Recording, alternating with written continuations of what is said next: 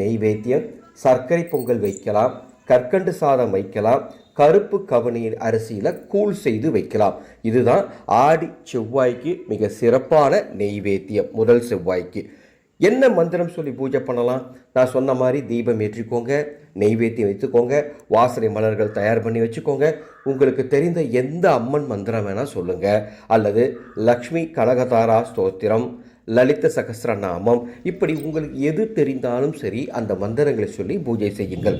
எதுவுமே தெரியலனாலும் பரவாயில்ல, எளிமையான ஒரு தமிழ் மந்திரம் சொல்கிறேங்க, கேளுங்க.